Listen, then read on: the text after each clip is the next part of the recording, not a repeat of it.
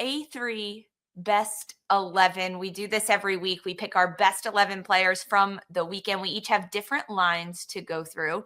All right, let's start in the front. Forward line? Why not? Yeah, Go for it. Where else would we start? Question?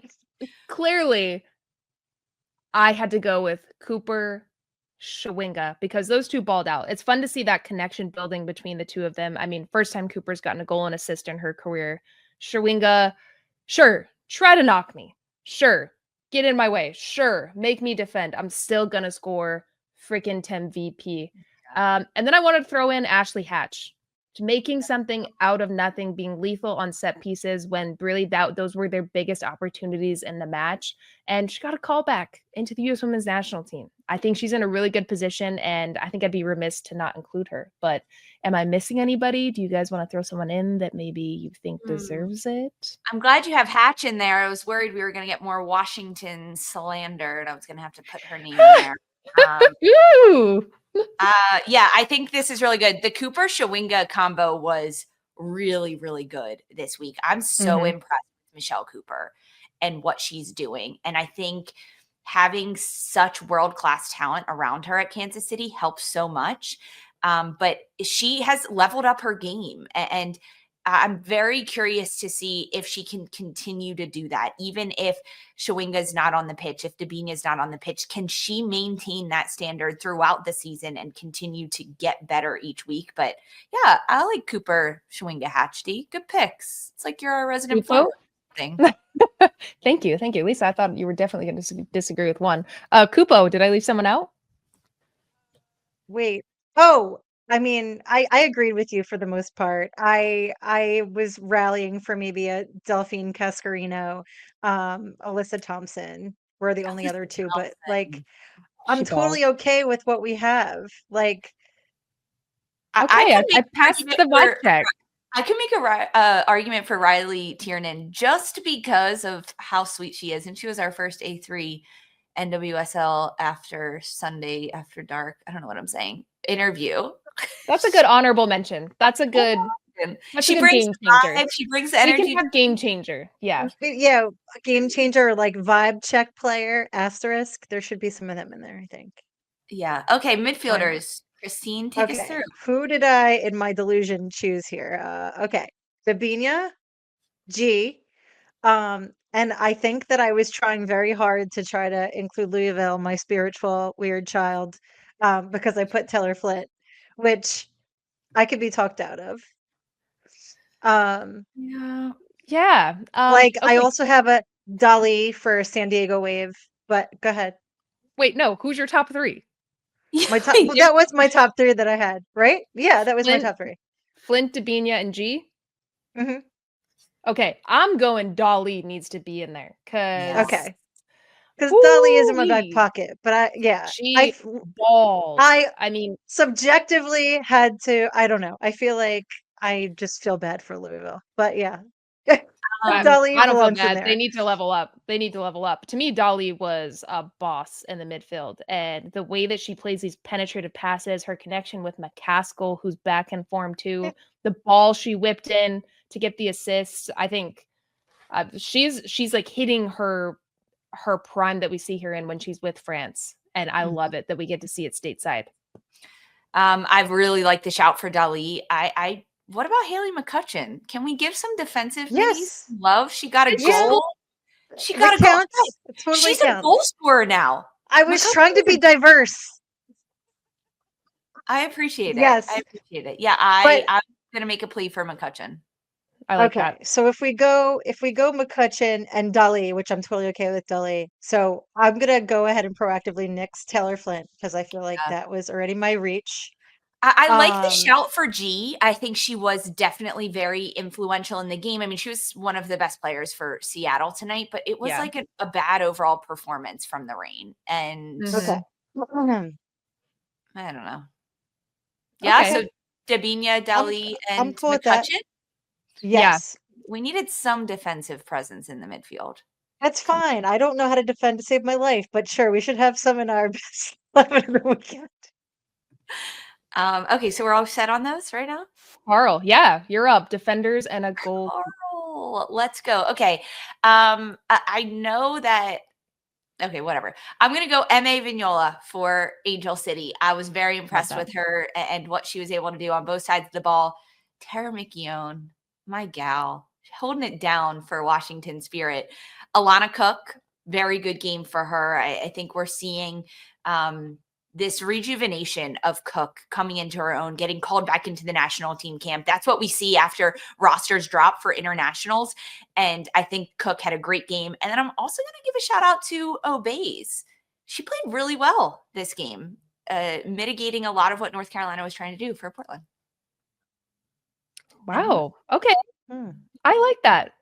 Okay. I like this. I think if I could put Vignola on the right, I would have put Real on the left. I think she was a highlight for me for Goth. Okay.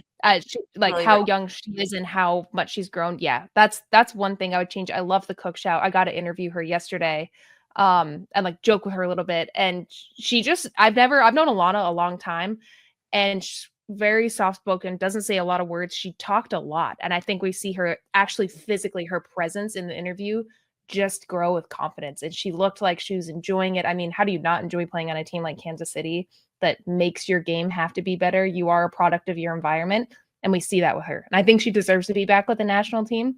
So I love that. Did you say goalkeeper? I did. Yeah, I was gonna ask that too. This one was really tricky for me. And on a team that has struggled to score, will struggle to score this year, the best thing you can bet on is your defense. And Mackenzie Arnold got a first shutout for Portland, and she saved a penalty. And she kept 1 point on the board for Portland in this game. So I know I picked 2 Portland players, but I really was impressed with Arnold. Okay, but how about Iron Woman Katie Lund?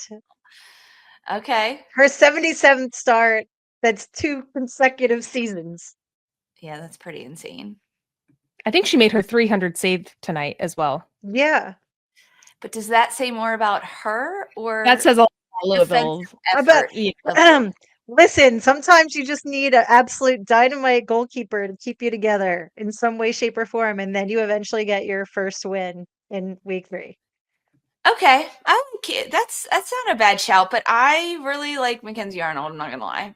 I mean, think you see the penalty. Like Mackenzie, yeah, and this was big for Portland. Like, they pick up a point now on the road at North Carolina, which is really tough. I think it might say more about North Carolina there, but I was impressed with Arnold, and this is a good confidence booster for them.